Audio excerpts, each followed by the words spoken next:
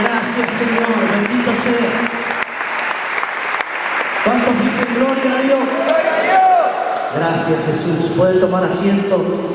Dios le bendiga grande y poderosamente en esta noche. Gracias, Señor. Gloria a Dios. Seguramente usted trajo su Biblia. Hay uno que trajo Biblia, menos mal. Gloria a Dios. Vaya conmigo al Evangelio de Mateo, capítulo 24, para compartir con usted una porción de la palabra. Gracias, Jesús. Bendito seas. ¿Cuántos de los que están aquí no tienen Biblia? Mateo 24. No tienen. No tienen Biblia. Y algunos que no levantan la mano. ¿Por qué no levanta la mano si no tiene Biblia? Bien, tiene que tener una Biblia. Así que fíjate al que tenés al lado, si ves que no tiene Biblia, pegarle un codazo y decirle, ven, tenés que tener Biblia. Si no te quiere escuchar, pegarle un cachetazo. Romperle un diente, eso. Pero te tiene que oír. Gloria a Dios. Hay mucha gente que cree que va a obtener algo en el mundo espiritual por la imposición de las manos de otros.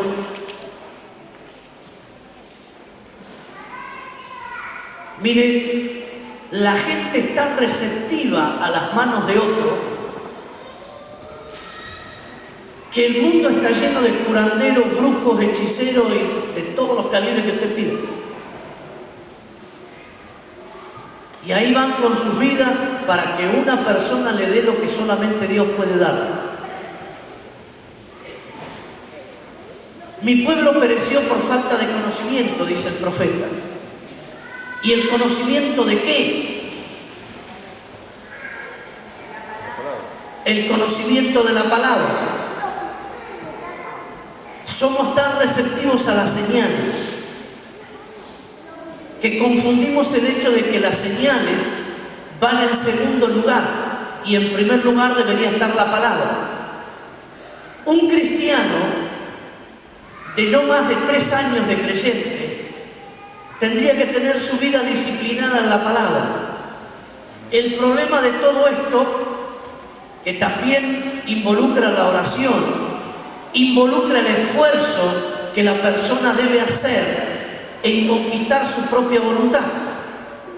No es un problema de agenda, es un problema de comodidad. Es más cómodo ponerle la cabeza al hombre santo que tomarse el trabajo diario de leer un tiempo la Escritura y tener un tiempo de oración. Escuche lo que le voy a decir. Présteme atención.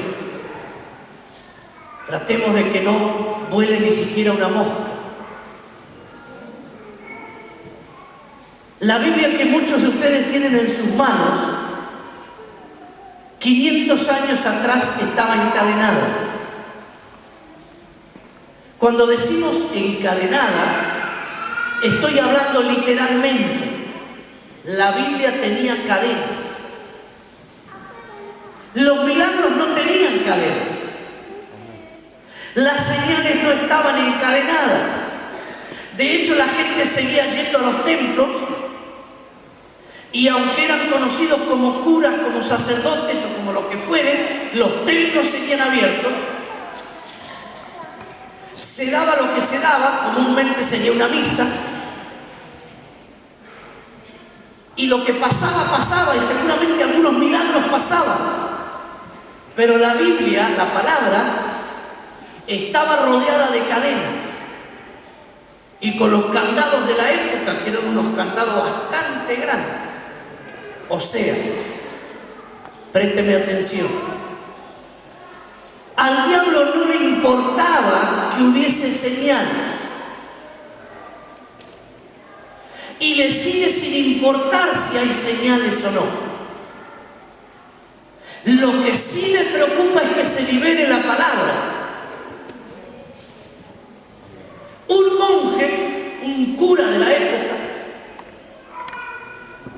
había pasado mucho tiempo en la iglesia y había pasado tanto tiempo que todos los que lo rodeaban, inclusive sus autoridades espirituales,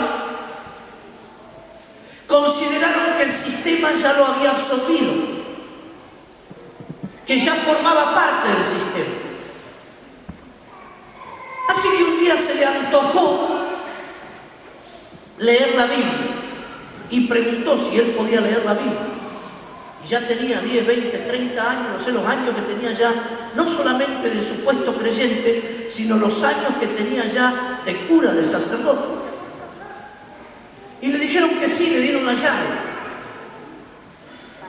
Así que con la llave abrió el candado, sacó la cadena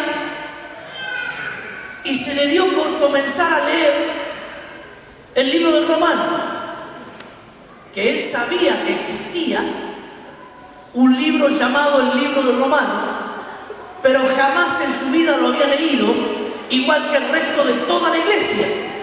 De toda la iglesia mundial, en ese momento nadie había leído la palabra. Porque la palabra estaba, ¿cómo estaba la palabra? Encadenada. Estaba encadenada. Que la palabra esté encadenada, ¿cuál es el mejor ejemplo para un argentino? Si yo le doy este ejemplo, usted me va a entender.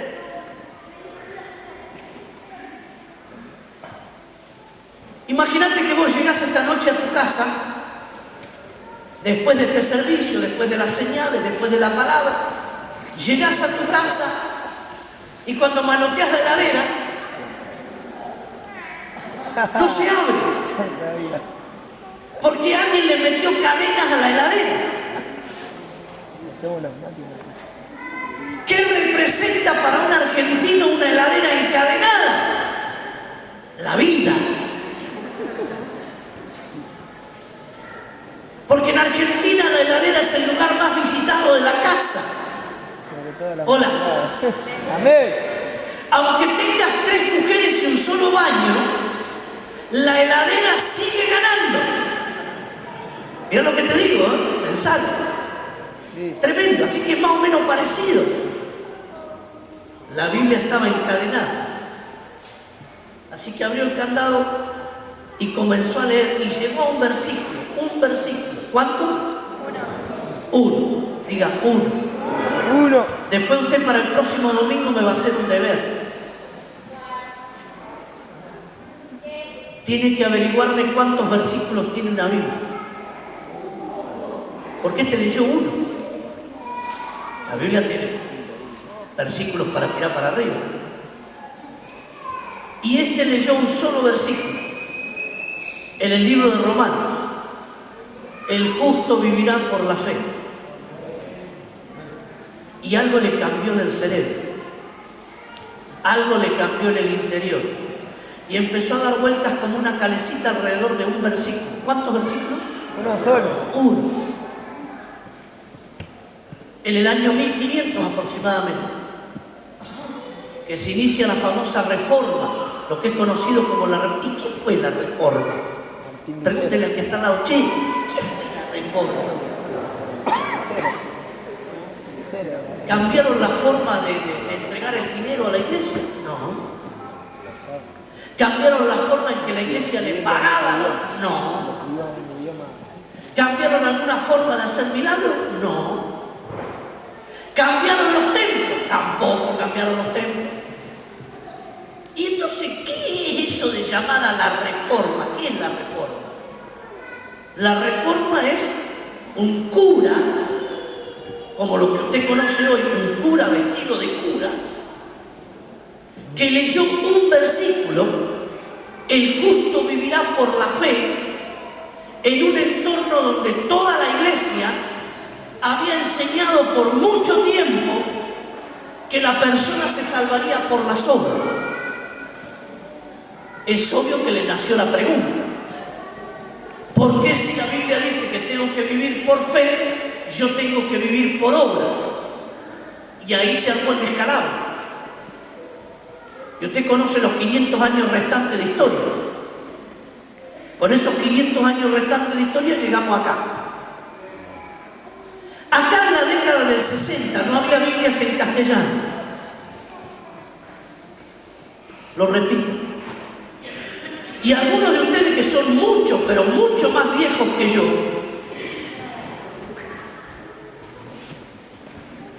fueron a misas en latín. Impago Viscum. Y yo, que no le llegaba ni a la rodilla a mi vieja, le decía: ¿y eso qué es? Y ella tampoco sabía. Callate, nene. Sí, ella tampoco sabía. Era latín. ¿Y quién sabe algo de latín? ¿Hay alguien que sepa algo de latín acá? Bueno, hay una que sabe de latín. Y para colmo de males es un idioma que funciona al revés. Porque usted está acostumbrado a leer de izquierda a derecha. Y en latín se lee de derecha a izquierda. Mirá si se dan rebuscados. Década del 60 en Argentina. En la década del 80, con la aparición de mensajes de salvación, se empezó a evangelizar todo el país, con grandes cruzadas en todos lados, incluyendo Mar del Plata, con más de 80.000 decisiones de fe. Y la gente que se convertía, por el ánimo del evangelista sobre la plataforma, pedía una cosa: pedían Biblias, que no había. Así que tuvieron que empezar a importar Biblias, grandes cantidades de Biblias. Así entró una millonada de Biblias en español, que seguramente usted tiene una de esas Biblias en sus manos hoy. De no haber acontecido algo como esto, capaz que este servicio no estaba, capaz que usted no tenía una Biblia en castellano, en español, y capaz que tampoco estábamos en este teatro, y usted todavía estaría metido en un recinto oscuro, frío, lleno de piedra, con un órgano lúgubre al fondo, y alguien vestido totalmente distinto a usted, diciendo la famosa frase: Impago Viscum. Vio que no sé por qué, pero a todos le ponen eco.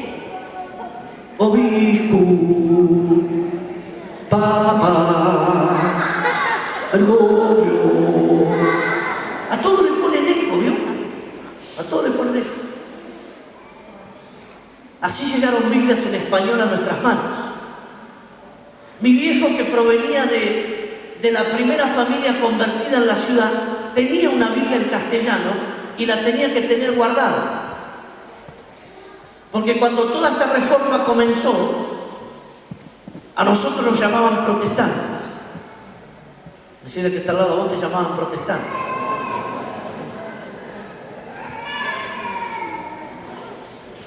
Después, por un poco más de gracia, pasaron a llamarte hermanos separados. Así que éramos separados. Decir que está al lado, vos eras un separado igual que yo.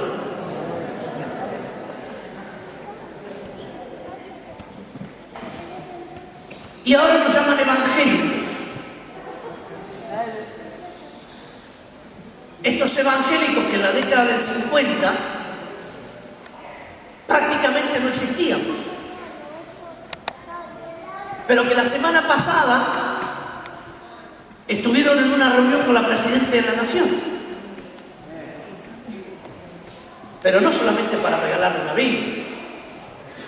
¿Quién se va a reunir con Cristina hoy para regalarle solamente una Biblia? Hola.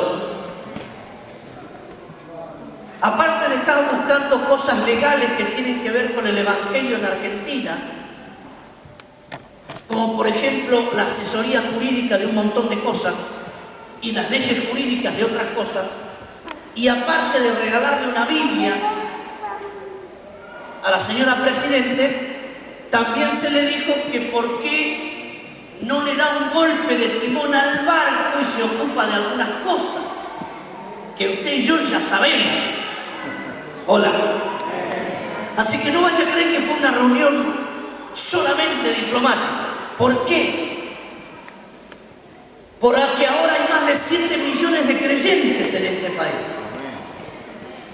Entonces, entre los pastores que fueron a la reunión, que estaba el pastor Omar Cabrera Jr., el hijo del viejo Cabrera, que por ahí alguno tuvo el enorme privilegio de conocerlo. Entre ellos, le dijeron a la presidenta, le presentamos al pastor Cabrera, que la semana pasada llenó el estadio de Colón 2 veces con gente diferente. ¡Wow! ¿Sabe lo que dijo ella? Pregúnteme. ¿Qué dijo? Este pastor sería la envidia de los políticos. Y tiene razón. Tiene razón. Porque el pastor llenó 2 veces el estadio de Colón, pero las 2 veces con pueblo distinto. No sé qué capacidad tendrá el estadio de Colón, porque no es uno de los equipos que más veces fácil. Pero bueno, un estadio es un estadio. Tendrá 40, tendrá 50.000.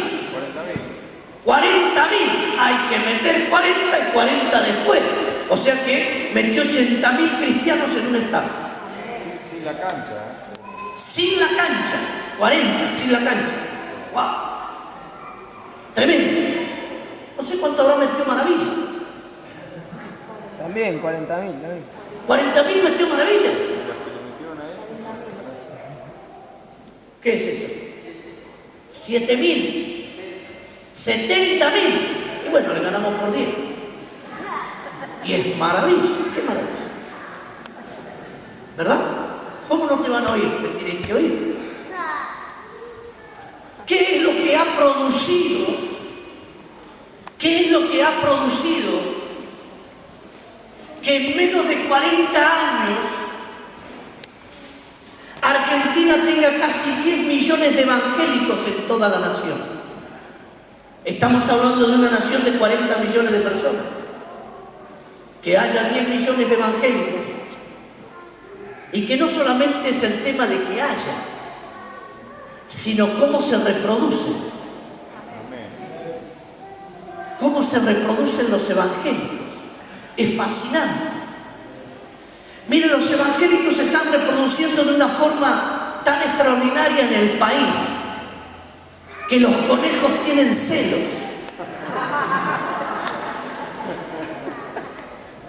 Es muy interesante. Porque 40 años atrás no encontrabas una iglesia y había gente que para ir a esa iglesia, y a mí me tocó vivirlo, iban a escondidas. Ahora van orgullosos. Ahora van con su Biblia en la mano y la cara levantada. ¿A dónde va, don Pepe? ¿Cómo a dónde voy? Voy a la iglesia. Pero no era así hace 40 o 50 años atrás. Y no hace mucho tiempo, en un tiempo en que yo me convertí, recuerdo haber recibido a un hermano que venía en la iglesia, venía en bicicleta, cuando estábamos todavía en la calle San Lorenzo, y venía con un paquete de diarios. Yo no hacía mucho que estaba convertido.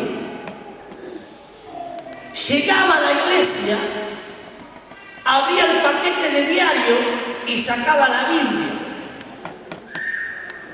Tenía vergüenza de venir con la Biblia en la mano, porque venía de las generaciones perseguidas, de las generaciones apaleadas, no de las generaciones evangélicas, sino de generaciones protestantes.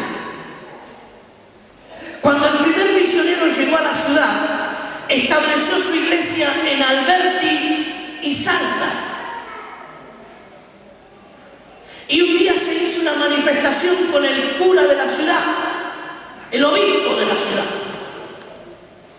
Y agarraron los cascotes de la calle y le sacudieron a la iglesia y a la casa del misionero. 1909, 1910. Porque él no era ni evangélico ni hermano separado, era un maldito protestante. Y usted sabe que la otra iglesia, que ni siquiera la voy a nombrar, no tiene costumbre de tratar cara a cara. tiene costumbre de acceder a la violencia, como lo ha hecho durante mucho tiempo de su vida y de su historia, y de la cantidad de casas de brujas, y de la cantidad de protestantes que habrán matado en su historia. Así encararon la primera iglesia evangélica de Mar del Plata y la llenaron a cascotes, y uno de los cascotes impactó en la cabeza de un niño recién nacido que tenía el misionero, 1 año de vida, y lo mataron. ¡Hola! No crea que las cosas pasan por casualidad.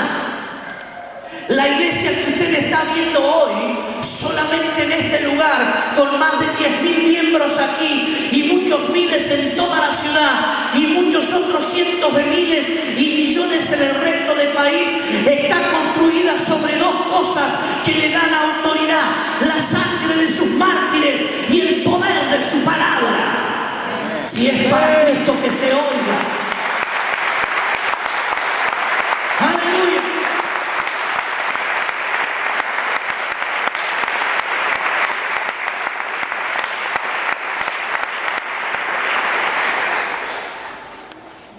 Eso nos lleva a nosotros a entender que al diablo no le preocupan las señales. Dice que había 10 leprosos.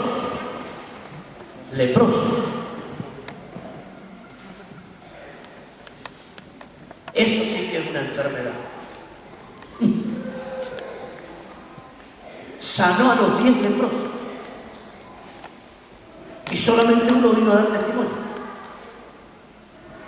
Las señales no son tan importantes. Dios utiliza las señales para atraer a la persona hacia sí misma. Ya que no puede hacerle entender de entrada la palabra, tiene que usar señales.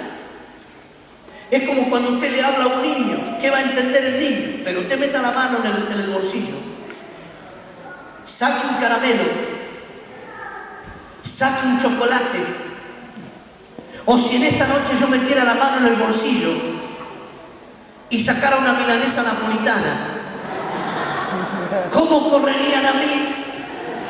Es exactamente igual. Las señales cumplen la misma función. Las señales son las herramientas de atracción para que el corazón se abra y se disponga a recibir lo que realmente tiene valor, que es su bendita palabra.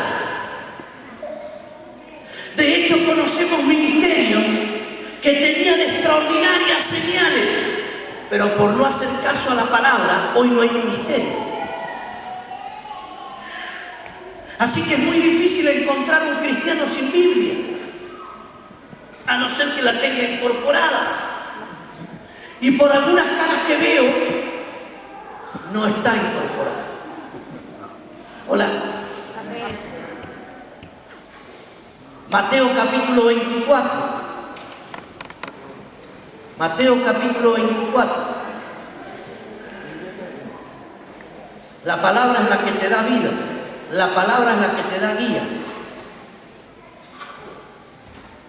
Pastor, me dijo uno, ya no siento lo mismo por mi mujer. Mira vos. Y yo le dije, ¿de qué cuadro sos? Pobre, era de Racing. De Racing, pastor. Bueno, hacete de Boca, jamás. ¿Por qué no te vas a hacer de Boca? No, porque yo soy de Racing. Y me vas a decir que en 50 años de ser de Racing vos sentís lo mismo. No. ¿Y por qué vas a la cancha? ¿Y por qué seguís siendo hincha del mismo cuadro si no sentís lo mismo? ¿O me vas a decir que no te agarró en algún momento la locura de romper el estadio, los jugadores, el director técnico, todo? Sí, ¿viste? Pero seguís siendo hincha de Racing. Sí, entonces vos no seguís con tu mujer por lo que sentís. Aleluya. Vos seguís con tu mujer porque hiciste un pacto delante de Dios. Y no seguir con tu mujer implica romper ese pacto. Y te cuento lo que pasa si ese pacto se rompe. De hecho, hay muchos pactos rotos. Y también son las consecuencias que trae. Lo que estoy tratando de decirte es que yo no me muevo por lo que siento. Ay, Dios me habló y yo sentí. Cuidado. Tened cuidado con esos que sienten. Porque el día que no sienten, vos fuiste amigo mientras sentían. Cuando dejaron de sentir, sos enemigo. Mire, el Señor alimentó a 40.000 personas con pocos peces y panes. Y después alimentó otra multitud de 40.000 personas más con pocos peces y panes. Se cansó de alimentar los hambrientos. Los que sentían hambre fueron saciados. Cuando Él fue colgado del madero, solamente había uno, y era uno de sus discípulos. No había más. ¿Dónde estaban los que se comieron todo? ¿Dónde estaban los que fueron alimentados ese día? ¿Dónde estaban los 10 leprosos sanados? ¿Dónde estaba la mujer que fue sanada del flujo de sangre? ¡Hola! Amén. ¿Me entiende o no me entiende? Amén. La palabra no se guía por sentimientos.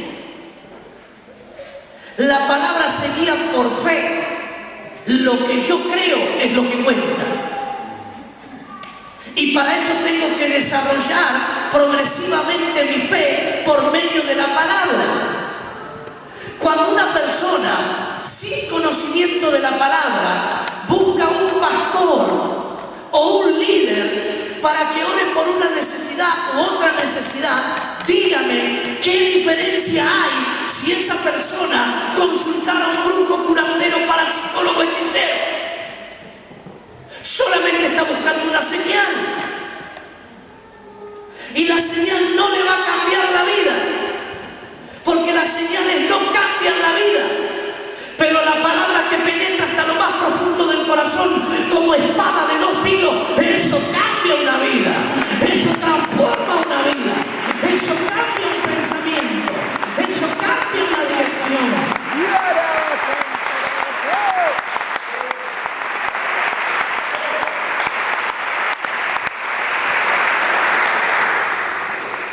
Hermano amado en Cristo Jesús, usted tiene que adueñarse de la palabra. Si quiere dormir con su Biblia, duerma con su Biblia. Pero meta la Biblia adentro de sí. Génesis capítulo 1 dice que Dios hizo todo de la nada. No había nada allí, excepto Dios. Pero Dios hizo algo. Dios habló y las cosas fueron hechas. Así que todo lo que usted ve está sustentado por medio de la palabra de Dios. Sin la palabra de Dios, las cosas dejarían de existir. El cristiano no vive por lo que siente. El cristiano no vive porque tiene un techo sobre su cabeza. El cristiano no vive porque tiene un 60 pulgadas en el comedor de su casa. El cristiano no vive porque tiene un 4 ruedas en la puerta de su casa. Un cristiano que se precie de tal vivirá por el espíritu de la palabra. Si hay palabra de Dios tendrá vida. Y si tiene vida saldrá más que victorioso en el nombre precioso de Cristo Jesús, Señor de señores y Rey de reyes.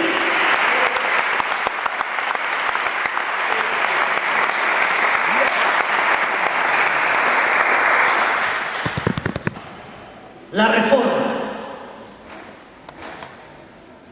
Voy a darle una mala noticia. La mala noticia es esta. Deberíamos quemar todos los libros que hay en el mundo y que hablan sobre la Biblia. No deberían existir librerías. No se debería vender un solo libro cristiano. Porque en rigor de verdad no se necesitan libros cristianos. Porque la Biblia se explica a sí misma. El único problema es que hay que leerla. Si no leo Biblia, no voy a entender Biblia. Algunos están cansados. Mucho laburo el día domingo. La Biblia se explica sola a sí misma. pero tengo que leerla para que al incorporar la palabra a mí me dé autoridad. Porque la autoridad no está en tu chapa. De hecho, hay gente que tiene chapa. Este es un país de chaperos. Es así. El argentino anhela posición. Y eso también está en la iglesia. Eso también está en la iglesia. Pero no vaya a creer que el que tiene una posición tiene la autoridad. No necesariamente es así. Y usted lo habrá observado en su trabajo. Si usted trabaja en una empresa donde hay ciertos niveles de conducción y de autoridades, usted ya reconoce a alguien que manda, pero que no sabe. Hola. Amén, sí o amén, no. Amén. ¿Verdad que sí? En la iglesia del Señor pasa exactamente lo mismo, porque el ser humano anhela la posición, pero la posición no te da autoridad. La posición te da un lugar. Y el lugar no te da la autoridad. Entonces, pastor, ¿la autoridad de dónde proviene? La autoridad proviene del trono de Dios. Amén. Y la autoridad proviene de la palabra. Amén. Si la palabra te habilita, tenés autoridad. Si la palabra no te habilita, no tenés autoridad. Dios es respetuoso de la autoridad. Lo presentaron a Jesús delante del sumo sacerdote. Y ahí querían hacer las averiguaciones de por qué él decía quién era que él decía que era. Y el Señor le replicó al sumo sacerdote. Y cuando se enteró que era el sumo sacerdote, pidió perdón y estaba encadenado. Dios es respetuoso de la autoridad. Quiero que me preste atención. Decirle al que está al lado, presta atención lo que va a decir. Presta atención. Dios es celoso de la autoridad que Él da, no de la autoridad posicional que alguien pueda arrebatar. Va de nuevo. Dios es celoso de la autoridad que Él da y no de la autoridad posicional que alguien pueda arrebatar. Y la gente arrebata posiciones, sí, porque está convencido que la autoridad deviene de la posición que tiene, cuando la autoridad deviene de lo que Dios da. Hola, ¿me sigue o no me sigue? Así que usted va a encontrar diferencias de autoridades en el mundo espiritual que no tienen nada que ver con las posiciones en la iglesia. Y como muestra basta un ejemplo. Se reunieron todos los líderes de una organización porque no sabían qué hacer con el evangelista Anaconda. Ahora el evangelista entraba en una organización, no decidía moverse solo, estaba bajo la cobertura pastoral, etcétera, etcétera, etcétera, etcétera. Entonces salió un grupo y dijo, no le podemos dar una credencial ministerial porque no tiene instituto bíblico. Los más conservadores. Yo que siempre hay gente conservadora. Sí. Amén. Los más liberales decían, pero démosle una credencial igual. Es Carlos Anacondia. ¿Tendrá autoridad este muchacho? Hola. ¿Qué piensa usted? ¿Cuántos por la autoridad? ¿Cuántos que no tiene autoridad? Hay gente que levantó las dos manos. Así que se pusieron de acuerdo entre todos para no vulnerar el cuerpo de Cristo y le inventaron una credencial. ¿Usted cree que el director de mensaje de salvación necesita una credencial para ejercer la autoridad que Dios le dio? Está cansado de ejercer la autoridad que Dios le dio. Amén, sí o amén. Amén. Usted vio la manifestación de demonios acá. Vaya a saber qué ve. A veces a mí me gustaría, cuando se manifiestan así, en mi interior humano, mi interior carnal, desearía que estén viendo a LeBron James, que estén viendo a un gigante de 2 metros. Digo, ¡wow! ¿Y qué es lo que ves? Y los demonios no pueden ver otra cosa en uno. Si estás más o menos alineado, no van a ver otra cosa que el resplandecer de la gloria de Cristo en uno si vos estás escondido en Él. La autoridad proviene de su trono. La autoridad proviene de su trono.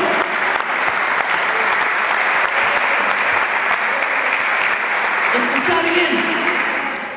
El sonidista tiene ganas de irse, no se va a ir todavía. Escucha bien. Hay gente que produce abono para la tierra. ¿Sabe lo que es el abono?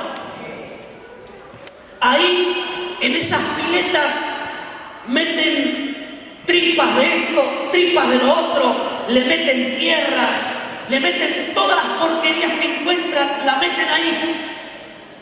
Meten trigo, meten paja de trigo, lo meten todo ahí y después le ponen un plástico. Imagínense, eso comienza a hacer efervescencia. Y de tanto en tanto la presión es tan grande que el plástico se agujerea y salen los gases, te cuento el olor.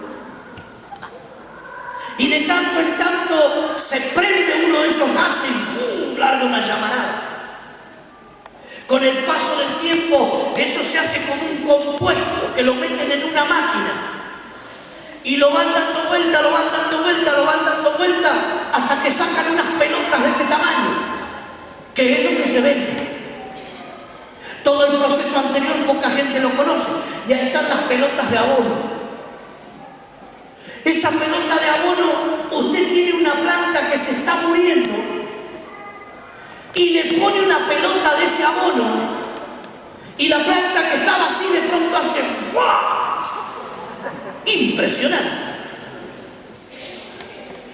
Ahora escúcheme bien. Pero si solamente a una media tonelada de abono, a una media tonelada de abono, le pusiéramos una sola deposición de heces humanas. ¿Cuánto ha entendido esto? ¿Cuánto entendieron lo que digo? ¿Cuántos entendieron lo que digo? Lo voy a repetir. Poca gente entendió lo que digo. Y es muy importante que usted lo entienda. Si a esa media tonelada de abono que está preparada para ser vendida,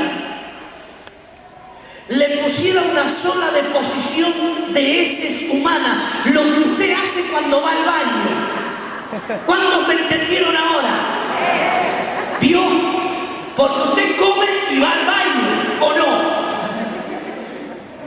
Si solamente tomáramos una de las veces que usted va al baño y la metiéramos en media tonelada de abono, escúcheme bien, la media tonelada de abono no serviría más para nada.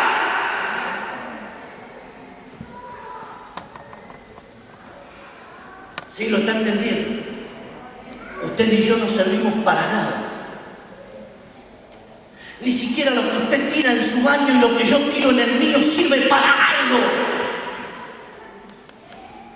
Por eso es importante que usted sepa la palabra. Olvídese de las señales. Las señales son herramientas y las señales van a pasar por muchas manos, pero no crea que la palabra va a ser aceptada por todos. El Señor dice en este Evangelio capítulo 24 verso 35, todo esto que ustedes ven va a pasar. Todo lo que el hombre ha construido con su esfuerzo, todo esto va a pasar. Todo lo que ves en este teatro, esto va a ser pasado por fuego. De acá no va a quedar nada, no va a quedar absolutamente nada. No importa lo que el hombre construya, así levante un imperio sobre otro imperio, yo lo voy a deshacer. Pero hay una cosa que nunca pasará, mi palabra no pasará. Y esa es la palabra que te da autoridad. Tenés que fanatizarte con la palabra, tenés que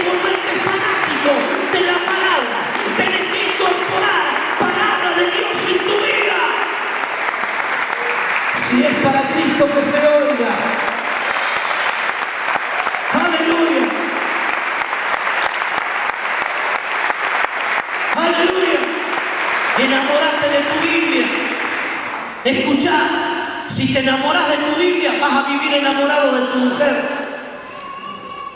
Mujer, si te enamoras de tu Biblia, vas a vivir enamorada de tu marido. Hijos, si se enamoran de la palabra, siempre van a respetar a sus padres, los van a seguir y los van a llorar el día de su partida. Si ustedes obedecen la palabra, el cielo de los cielos se abrirá sobre su cabeza y vendrá abundancia y abundancia y abundancia. Nada te faltará, porque Jehová tu Dios es tu proveedor y la palabra provee todo lo que vos estás necesitando. Todo lo que vos estás necesitando, el Padre te lo provee, la palabra te lo provee. Colocar la palabra en primer lugar, activar la autoridad de la palabra y todo lo demás será hecho, todo lo demás vendrá por añadidura. Vamos a quemar todas las librerías de la ciudad. Vamos a quemar todas las librerías de Argentina, bíblicas. Gasparín está sonando. Y lo único que vamos a dejar son Biblias. Y que la Biblia me explique la Biblia. Que la palabra de Dios me hable. Que la Biblia se me meta adentro, no como tinta y papel, sino como el Espíritu de Cristo en mí. ¿Cuántos dicen amén? ¿Cuántos dicen gloria a Dios? Póngase de pie, vamos a orar. Gracias, Jesús. Bendito sea tu nombre. Bendito sea tu nombre. Dios no puede cambiar la naturaleza de lo que Él es. No importa las macanas que te manden ni las circunstancias por las que pases, solamente hay un pecado que no será perdonado y es el pecado contra el Espíritu Santo. Así que hay otros pecados que están dando vuelta en esta sala, pero que Dios está esperando a la persona que vaya a la cruz con sus pecados, porque en la cruz del Calvario todo pecado es sanado por la sangre del Cristo resucitado. Amén. No busques persona humana, derrama tu corazón en la presencia. Y voy a decirte algo más, el pecado te tiene que doler. Si el pecado no te duele, es que vos no sos un pecador, vos sos un vivo bárbaro. Que cuando pasás por una determinada circunstancia, acudís a la iglesia. Y cuando tenés solucionado la circunstancia, desacudís. No es así como funciona. Si hay algún dolor en la vida del cristiano, el dolor proviene de su pecado. Y eso tiene que ser salvado, tiene que ser sanado, pero no va a ser salvado por un pastor, ni va a ser salvado por un líder. Hay una cruz a la que tenés que acudir. Hay una cruz a la que tenés que acudir. Y dejar la maldita sensualidad de la carne. Ahora sos un hombre casado, tenés un hijo. Acudí a la cruz. Porque si la cruz acude a vos, te va a romper todos los huesos. Acudí a la cruz. Saná tu vida espiritual juntamente con toda tu familia. Aceptá que sos un sensual, que no te casaste en situaciones ordinarias, sino que te casaste en situaciones extraordinarias. Y no porque no se te haya hablado, se te habló, pero no oíste. Y ahora tenés la circunstancia. Andá a la cruz. La cruz todavía tiene los brazos abiertos. Quizá antes de que termine esta noche, antes de que den las campanadas de las 12, el Señor te reciba con un abrazo, perdone y sane. Y puedas recuperar algo de las cosas perdidas. Pero no busques hombre, porque no hay hombre sobre todo el planeta que perdone pecados. El único que perdona pecado es la sangre del Calvario derramada por cada uno de nosotros, que nos limpia en mente, alma y espíritu, y escribe nuestros nombres en el libro de la vida. No hay otro, no hay otro. Corre a la cruz antes de que termine el día. Y mañana, cuando empiece el nuevo día, dejate de romper la paciencia y dedícate a las cosas de Dios como tenés que dedicarte. Tu casa, tu trabajo y Dios. Dios. Punto y aparte. Porque si vos no te cuidás, te va a sobrevenir algo peor. Levantá las manos al cielo. Cerrá tus ojos. Padre, bendigo a tu iglesia. Esta es tu pueblo, este es tu pueblo, esta es tu iglesia. Señor, te damos gracias por esta bendición. Aceptamos ser bendecidos en todo sentido. Te pedimos, Señor, purifica nuestro espíritu, límpianos. Lava nuestra alma y nuestro cuerpo, nuestra mente, nuestro corazón, en el nombre poderoso de Jesús. Te damos gracias por este servicio. Te damos gracias por este domingo. Te damos gracias por este tiempo en tu bendita presencia. Quédate con cada uno de nosotros y al comenzar el día de mañana, comencemos la semana en la potencia del Espíritu Santo, dándote toda gloria, todo señorío. En el nombre precioso de Cristo Jesús, los bendigo para que sean de bendición. Amén, amén y amén.